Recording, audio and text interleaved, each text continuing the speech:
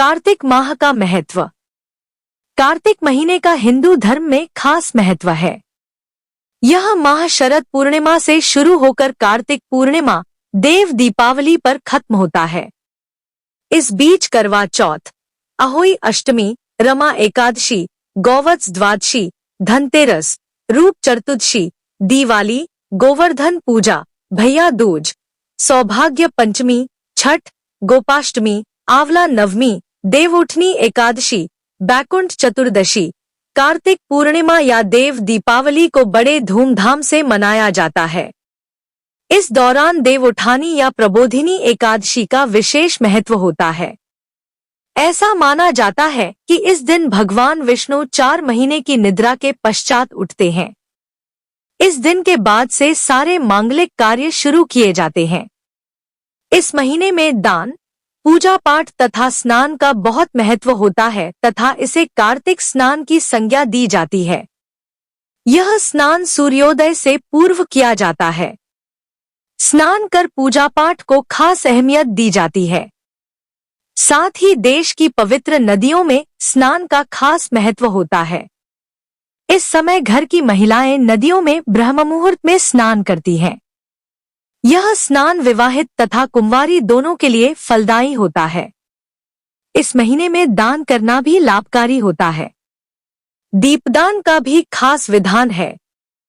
यह दीपदान मंदिरों, नदियों के अलावा आकाश में भी किया जाता है।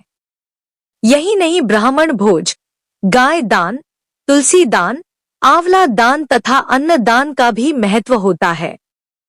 हिंदू धर्म में इस महीने में कुछ परहेज बताए गए हैं। कार्तिक स्नान करने वाले श्रद्धालुओं को इसका पालन करना चाहिए। इस मास में धूम्रपान निषेध होता है। यही नहीं, लहसुन, प्याज और मांसाहार का सेवन भी वर्जित होता है। इस महीने में भक्त को बिस्तर पर नहीं सोना चाहिए, उसे भूमि शयन करना चाहिए। इस दौरान सूर्य उपासना विशेष फलदायी होती है। साथ ही दाल खाना तथा दोपहर में सोना भी अच्छा नहीं माना जाता है। कार्तिक महीने में तुलसी की पूजा का खास महत्व है। ऐसा माना जाता है कि तुलसी जी भगवान विष्णु की प्रिया है। तुलसी की पूजा कर भक्त भगवान विष्णु को भी प्रसन्न कर सकते हैं। इसलिए श्रद्धालु गण विशेष रूप से तुलसी की आराधना करते हैं। इस महीने में स्नान के बाद तुलसी तथा सूर्य को जल अर्पित किया जाता है तथा पूजा अर्चना की जाती है। यही नहीं, तुलसी के पत्तों को खाया भी जाता है, जिससे शरीर निरोगी रहता है। साथ ही तुलसी के पत्तों को चरणामृत बनाते समय भी डाला जाता है। यही नहीं, तुलसी के पौधे का कार्तिक महीने में दान भी दिया जाता है। तुलसी के पौधे के पास सुबह शाम दिया भी जलाया जाता है। अगर यह पौधा घर के बाहर होता है तो किसी भी प्रकार का रोग तथा व्याधि घर में प्रवेश नहीं कर पाते हैं। तुलसी अर्चना से न केवल घर के रोग, दुख दूर होते हैं, बल्कि अर्थ, धर्म, काम तथा मोक्ष की भी प्राप्ति होती है। कार्तिक स्नान। कार्तिक माह का स्नान प्रारंभ शरद पूर्णिमा से शुरू हो जाता है और पूरे कार्तिक माह चलता है, जो आज 17 अक्टूबर 2024 गुरुवार से शुरू हो गया है और 15 नवंबर 2024 शुक्रवार कार्तिक पूर्णिमा को पूर्ण होगा। कार्तिक माह भगवान विष्णु और मां लक्ष्मी को समर्पित है। इस महीने में भगवान विष्णु और मां लक्ष्मी की विशेष पूजा की जाती है। कार्तिक मास पुण्य मास है। कथाओं के अनुसार इस महीने में भगवान श्री हरि विष्णु इस महीने में मत्स्य रूप में जल में वास करते हैं, जबकि उनका वामन अवतार पाताल में निवास करता है। इसलिए गंगा तट पर लोग कल्पवास भी करते हैं। कहते हैं जो कल्पवास करते हैं उन्हें पुनर्जन्म में नहीं फंसते हैं। तो आइए जानते कार्तिक माह में किए जाने वाले सरल उपाय। कार्तिक मास में दीपदान करें। इस माह में भगवान श्री हरि विष्णु, माता लक्ष्मी, यमदेव, पीपल देव, तुलसी माता के समक्ष दीप जलाने से सभी तरह के संकटों से मुक्ति मिलती है। साथ ही घर में सुख शांति बनी रहती है। इसके अलावा जो लोग नदी में दीप प्रवाहित करते हैं तो उन्हें मोक्ष की प्राप्ति होती है। दीपदान के लिए दीपक। यदि आप मिट्टी के दीपक का उपयोग करते हैं तो रोज नया मिट्टी का दीपक लेना चाहिए, और धातु के दीपक जैसे पीतल, चांदी, तांबा का उपयोग करते हैं तो उसे आप रोज मांझकर शुद्ध करके पुनः उपयोग में ले सकते हैं। ब्रह्मा मुहूर्त में करें स्नान।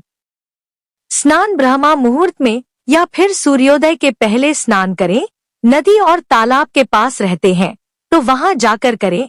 अगर वहां नहीं जा सकते हैं तो घर में गंगाजल मिलाकर स्नान करें। इसमें स्नान करना दूध के समान स्नान करने के बराबर है। मंत्र व पाठ करना उत्तम फलदायी।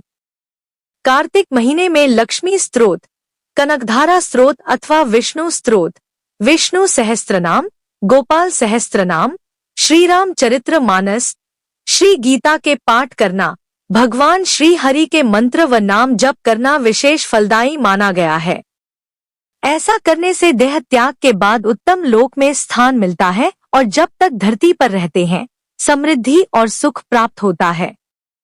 कार्तिक नियमों का पालन करने वाले पुनर्जन्म लेते हैं तो उन्हें उत्तम कुल परिवार में स्थान मिलता है और सुख में जीवन जीते हैं।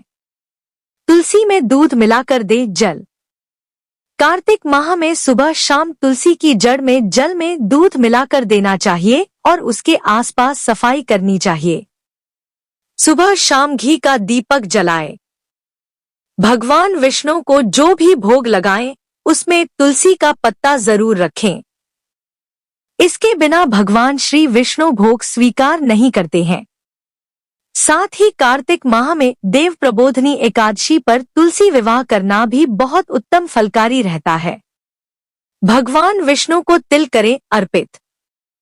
कार्तिक माह में नियमित रूप से भगवान विष्णु को तिल अर्पित करने चाहिए।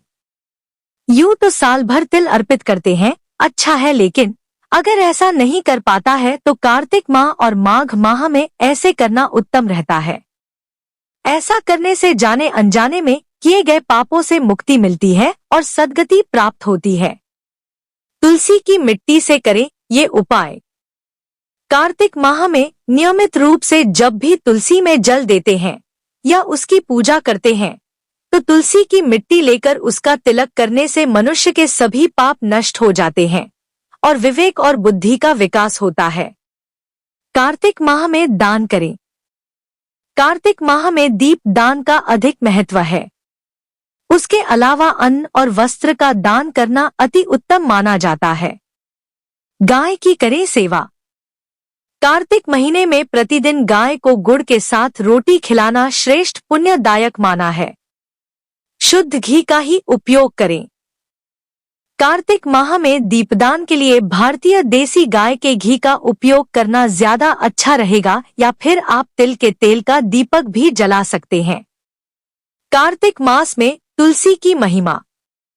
ब्रह्मा जी कहते हैं, कार्तिक मास में जो भक्त प्रातःकाल सूर्योदय से पूर्व स्नान कर पवित्र होकर कोमल तुलसी दल से भगवान दामोदर की पूजा करते हैं वह निश्चय ही मोक्ष पाते हैं। पूर्वकाल में भक्त विष्णुदास भक्ति पूर्वक तुलसी पूजन से शीघ्र ही भगवान के धाम को चला गया और राजा चोल उसकी तुलना में गौण हो गए। तुलसी से भगवान की पूजा पाप का नाश और पुण्य की वृद्धि करने वाली है। अपनी लगाई हुई तुलसी जितना ही अपने मूल का विस्तार करती है उतने ही सहस्र युगों तक मनुष्य ब्रह्मलोक में प्रतिष्ठित रहता है। यदि कोई तुलसी संयुक्त जल में स्नान करता है तो वह पाप मुक्त हो आनंद का अनुभव करता है। जिसके घर में तुलसी का पौधा विद्यमान है उसका घर तीर्थ के समान है, वहां यमराज के दूत नहीं जाते। जो मनुष्य तुलसी काष्ठ संयुक्त कंठी धारण करता है क्रियामान पाप उसके शरीर का स्पर्श नहीं करते। जहां तुलसी वन की छाया हो वहीं पर पितरों की तृप्ति के लिए श्राद्ध करना चाहिए। जिसके कान में, मुख में और मस्तक पर तुलसी का पत्ता दिखाई देता है उसके ऊपर यमराज दृष्टि नहीं डाल सकते। प्राचीन काल में हरिमेधा और सुमेधा नामक दो ब्राह्मण थे। वह जाते जाते किसी दुर्गम वन में परिश्रम से व्याकुल हो गए।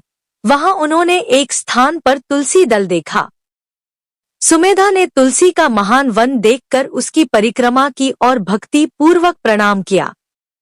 यह देख हरिमेधा ने पूछा, तुमने अन्य सभी देवताओं व तीर्थव्रतों के रहते तुलसी वन को प्रणाम क्यों किया? सुमेधा ने बताया, प्राचीन काल में जब दुर्वासा के शाप से इंद्र का ऐश्वर्य छिन गया तब देवताओं और असुरों ने मिलकर समुद्र मंथन किया तो धन्वंतरी रूप भगवान श्रीहरि और दिव्य औषधियां प्रकट हुईं। उन दिव्य औषधियों में मंडलाकार तुलसी उत्पन्न हुई, जिसे ब्रह्मा आदि देवताओं ने श्रीहरि को समर्पित किया और भगवान ने उसे ग्रहण कर लिया। भगवान नारायण संसार के रक्षक और तुलसी उनकी प्रियतमा है, इसलिए मैंने उन्हें प्रणाम किया है। सुमेधा इस प्रकार कह ही रहे थे कि सूर्य के समान अत्यंत तेजस्वी विशाल विमान उनके निकट उतरा। उन दोनों के समक्ष वहां एक बरगद का वृक्ष गिर पड़ा और उसमें से 2 दिव्य पुरुष प्रकट हुए। उन दोनों ने हरिमेधा और सुमेधा को प्रणाम किया। दोनों ब्राह्मणों ने उनसे पूछा कि आप कौन हैं? तब उनमें से जो बड़ा था वह बोला, मेरा नाम आस्तिक है। एक दिन मैं नंदन वन में पर्वत पर क्रीड़ा करने गया था तो देवांगनाओं ने मेरे साथ इच्छानुसार विहार किया। उस समय उन युवतियों के हार के मोती टूटकर तपस्या करते हुए लोमेश ऋषि पर गिर पड़े। यह देखकर मुनि को क्रोध आया। उन्होंने सोचा कि स्त्रियां तो परतंत्र होती हैं, अतः यह उनका अपराध नहीं, दुराचारी आस्तिक ही शाप के योग्य है। ऐसा सोचकर उन्होंने मुझे शापित किया। लोमेश जी ने कहा, अरे तू ब्रह्मा राक्षस होकर बरगद के पेड़ पर निवास कर। जब मैंने विनती से उन्हें प्रसन्न किया तो उन्होंने शाप से मुक्ति की विधि सुनिश्चित कर दी कि जब तू किसी ब्राह्मण के मुख से तुलसी दल की महिमा सुनेगा तो तत्काल तुझे उत्तम मोक्ष प्राप्त होगा। इस प्रकार मुक्ति का शाप पाकर मैं चिरकाल से इस वट वृक्ष पर निवास कर रहा था। आज दैववश आपके दर्शन से मेरा छुटकारा हुआ है। तत्पश्चात वे दोनों श्रेष्ठ ब्राह्मण परस्पर पुण्य में तुलसी की प्रशंसा करते हुए तीर्थ यात्रा को चल दिए। इसलिए भगवान विष्णु को प्रसन्नता देने वाले इस कार्तिक मास में तुलसी की पूजा अवश्य करनी चाहिए। कार्तिक मास में तुलसी जी के पौधे को लगाना और पूजन की महिमा तथा तुलसी काष्ठ माला का महत्व। कार्तिक मास में जो विष्णु भक्त प्रातः काल स्नान करके पवित्र होकर कोमल तुलसी दल से भगवान विष्णु की पूजा करता है, वह निश्चय ही मोक्ष प्राप्त कर लेता है। यदि तुलसी के आधे पत्ते से भी प्रतिदिन भगवान विष्णु की पूजा की जाए तो भी वे स्वयं आकर दर्शन देते हैं। पूर्वकाल में भक्त विष्णुदास भक्तिपूर्वक तुलसी पूजन से शीघ्र ही विष्णुधाम को चला गया और राजा चौल उसकी तुलना में गौण हो गए। तुलसी पाप का नाश और पुण्य की वृद्धि करने वाली है। अपनी लगाई हुई तुलसी जितना ही अपने मूल का विस्तार करती है, उतने ही सहस्त्र युगों तक मनुष्य ब्रह्मलोक में प्रतिष्ठित होता है। यदि कोई तुलसीयुक्त जल में स्नान करता है तो वह सब पापों से मुक्त हो भगवान विष्णु के लोक में आनंद का अनुभव करता है। जो लगाने के लिए तुलसी का संग्रह करता है और लगाकर तुलसी का वन तैयार कर देता है, वह उतने से ही पाप मुक्त होकर ब्रह्म भाव को प्राप्त होता है। जिसके घर में तुलसी का बगीचा विद्यमान है उसका घर तीर्थ के समान है, वहां यमराज नहीं आते। तुलसीवन सब पापों को नष्ट करने वाला, पुण्यमय तथा अभीष्ट कामनाओं को देने वाला है। जहां तुलसीवन की छाया होती है वहीं पितरों की तृप्ति के लिए श्राद्ध करना चाहिए। जो आदर पूर्वक प्रतिदिन तुलसी की महिमा सुनता है वह सब पापों से मुक्त हो ब्रह्मालोक को जाता है। इसलिए कार्तिक मास में तुलसी का पौधा जरूर लगाएं, पूजन करें तथा सुबह और संध्या को दीपदान अवश्य करें। स्कंद पुराण में श्री भगवान स्वयं कहते हैं कि जो तुलसी काष्ठ की माला, तुलसी लकड़ी की माला मुझे भक्तिपूर्वक निवेदन करके फिर प्रसाद रूप से उसको स्वयं धारण करता है, उसके पातकों का नाश हो जाता है और उसके ऊपर में सदैव प्रसन्न रहता हूँ।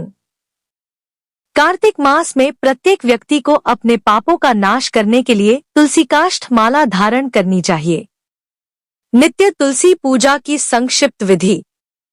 एक कथा के अनुसार क्षीर सागर का मंथन करने पर ऐरावत हाथी, कल्प वृक्ष, चंद्रमा, लक्ष्मी, कौस्तुभमणि, दिव्य औषधियां व अमृत कलश आदि निकले। सभी देवताओं ने लक्ष्मी एवं अमृत कलश भगवान विष्णु को अर्पित कर दिए। भगवान विष्णु अमृत कलश को अपने हाथ में लेकर अति प्रसन्न हुए और उनके आनंदाश्रु उस अमृत में गिर पड़े, जिनसे तुलसी की उत्पत्ति हुई। इसीलिए तुलसी भगवान विष्णु को बहुत प्रिय हो गई और तब से देवता भी तुलसी को पूजने लगे। कार्तिक पूर्णिमा को तुलसी जी का प्राकट्य हुआ था और सर्वप्रथम भगवान श्रीहरि ने चंदन, सिंदूर, पुष्प, धूप, दीप, नैवेद्य व स्तोत्र आदि से तुलसी जी का पूजन किया था। भगवान श्रीहरि ने तुलसी की इस प्रकार स्तुति की। वृंदा वृंदावनी विश्व पूजिता विश्व पावनी, पुष्पसारा नंदिनी च तुलसी कृष्ण जीवनी, एतन्नामाष्टक चैव स्रोतन नामार्थ संयुतम, या पठेत ता च संपूज्य सोश्वमेध फलन लभेत।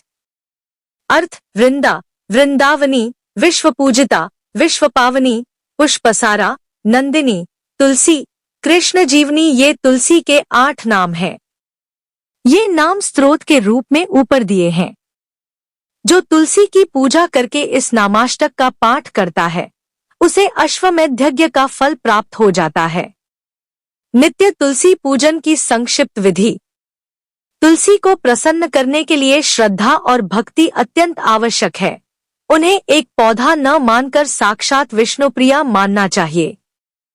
स्नानादि के बाद तुलसी को प्रणाम करें और फिर उन्हें शुद्ध जल से सींचें। ध्यान करने के बाद उनका पंचोपचार, गंध, पुष्प, धूप, दीप, नैवेद्य पूजन करें व तुलसी के 8 नामों का वृंदा, वृंदावनी, विश्व पूजिता, विश्व पावनी, पुष्पसारा, नंदिनी, तुलसी और कृष्ण जीवनी का पाठ करें। अंत में निम्न पंक्तियों का उच्चारण करते हुए प्रणाम करें।